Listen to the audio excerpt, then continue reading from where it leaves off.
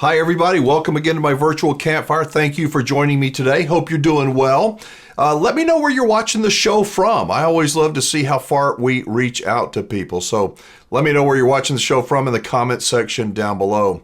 Today, I want to talk to you about something that, I don't know. It's you know what happens, that four-letter word. Life happens. You could say it a different way, but sometimes it just happens. And how do we respond when life happens to us? I think that is an important question to ask and to think about the answer, because you know what is going to happen to each and every one of us. I'm going to play a voicemail here in a second, as I often do, and this is one that I would like your input on. Kind of a long voicemail, but it falls into the category of you know what happens, and I'm not sure if this was avoidable or not. And that's why I'm going to play the voicemail, and I want to get your input on it. So, I look at things, and when they happen to me, at least I try to think that I look at them and say, is this something that I can do something about right now? Or is it something that it just has to play out? Can I control it, or can I not control it? Where am I? You've probably heard the saying that the rider is reason on a horse and rider. The horse is the emotion. The rider is the reason and logic. And trying to connect the rider with the horse is sometimes really important. You got those things called reins. If you let the horse, the 1,000-pound beast, get out, it will go wherever it wants to. You've got to be able to rein that horse back in with reason and logic. So that's what Wingman wisdom, that's what these fireside chats are all about, is trying to rein you in, if you will. And I've got to rein myself in an awful lot. So John from Florida called in. He bought an RV. He sounds like a reasonable guy, but he has found himself in RV purgatory in a sense. So let's play John's call right now. And again, I want to know what you see, what your takeaway is to John's situation, and what he might have been able to do to prevent this situation from even occurring. So let's go to John's phone call right now. Hey, good evening, Alan. My name is John. I'm calling you from Central Florida here, Ocala. The dealer in question is Optimum RV. The RV brand is a Venture RV Sonic 211 VRB. And here's my story. It's not good. It's not good. My wife and I bought this Sonic last year. It was almost a year ago today, almost a year ago this month. It was a leftover. It was a 2021 model. So we were buying it in October of 2022. They said, well, it won't have warranty because, it's overstock. You got to buy the extended warranty. I said, okay. So we got a great deal. It really was a good deal, but it comes with the cost. So here's the problem that we're having. I asked a question about the parts department. I said, if we have a front window leak, which the Sonics have a front leaky window, they said, well, that's probably not covered under the extended warranty you bought because that's that's due to maintenance, lack of maintenance. You haven't taken care of it. I said, I'm not really sure how I'm supposed to pop out the window, but okay, I get where this is going. The extended warranty is not going to do me any good because it's all going to be because of maintenance. Well, I had a slide out problem, and both H1T motors have a date code of 2016 on them and are rusted. 2016 on the H1T motors for the slide out. I don't know, is that alarming to you? Kind of was to me. Completely rusted. The top rusted. I was able to get 12 volts to the motor to run it in and out, but they were rusted. So I got no Hall effect, nothing for the controller. I contacted Venture RV, part of KZ brand, and they said, you didn't buy a new RV, you bought a used RV. It was registered September of 2021. So that's why I didn't have no warranty, because it expired September of 2022, and Venture doesn't recognize second owner warranties like Jayco and other. Well, I don't know if it's Jayco, but other manufacturers that do recognize transfer. So I don't know what to do, Alan. I saw your video last Sunday, and it hit me right in the gut. I don't know what to do. I'm fixing my stuff. What do I do? Who do I blame? Who's at fault? I mean, I don't want to lose my RV. I love it. We love it. My wife loves it. But seriously, the unit was used, but they sold it to us as new. So the finance company thinks they financed a new unit. The manufacturer thinks it's a used unit.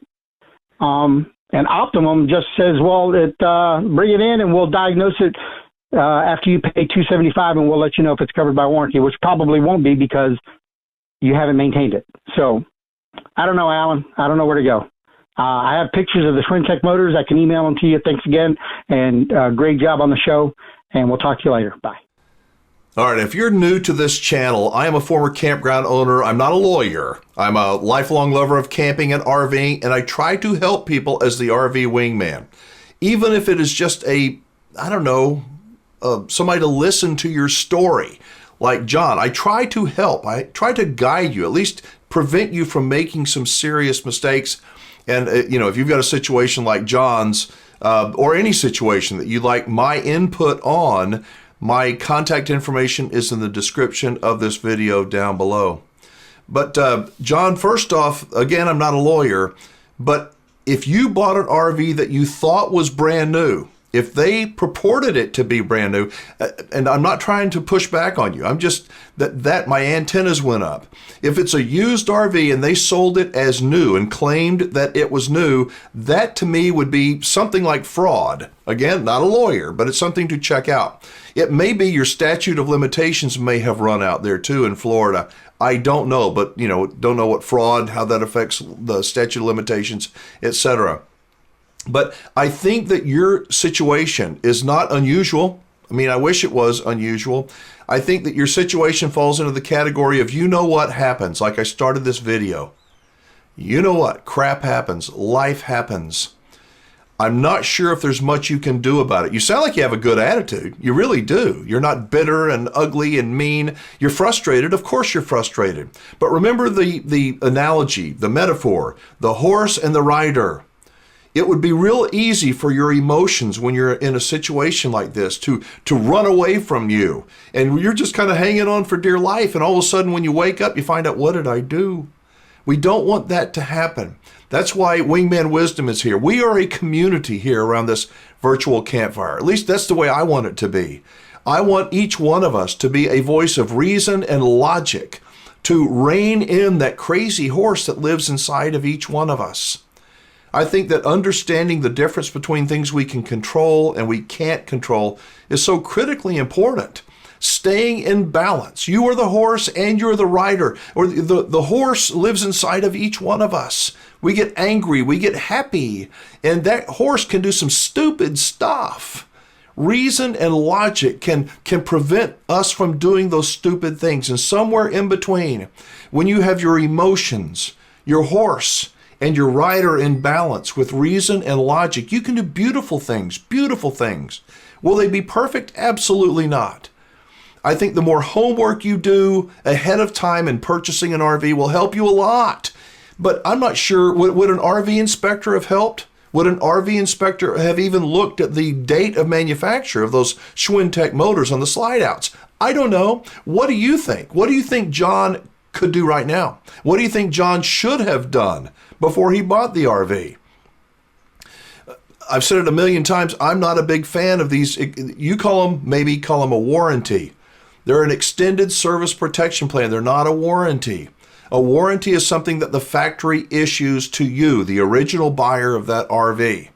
The extended service protection plan is almost always a third party, another company.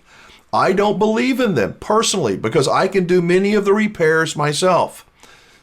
That said, have you ever tried to, I can fix this. How much do they want to make that repair? I can do it. It turns into a week-long project. I try to do some things around the house, end up going back and forth to Home Depot 4 different times. It makes me wonder why in the heck I didn't just call a plumber to come out and fix the problem in the first place. But I digress. John, I wish I could help you, but I hope that by given the story about the horse and the rider and reason and logic that you'll say, you know what, I just have to get through it. The old ancient proverb about this too shall pass is so important to keep in mind.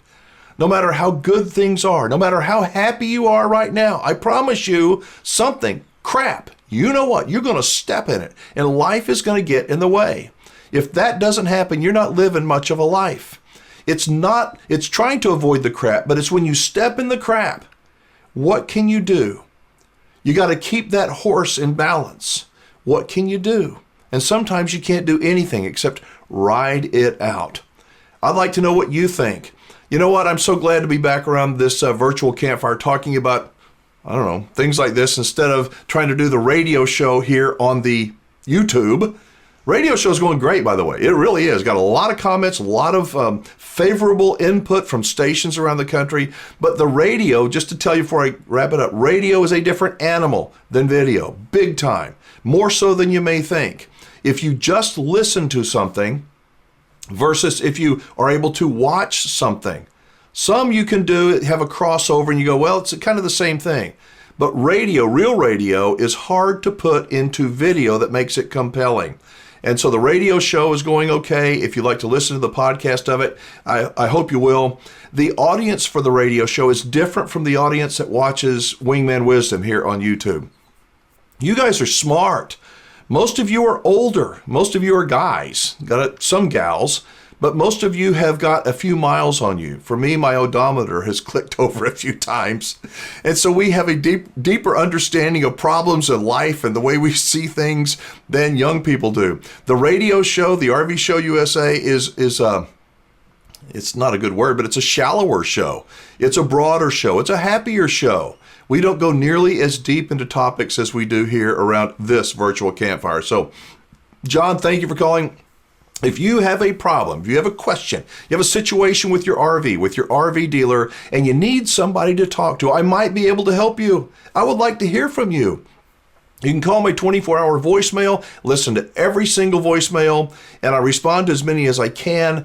If you'd like to get that voicemail number, click on the description of this video. It will open up. You'll be able to find my voicemail number, my email address, links to the RV dealers I trust, and all kinds of pertinent information. So again, let's close it out by asking, what would you tell John? What should he do now?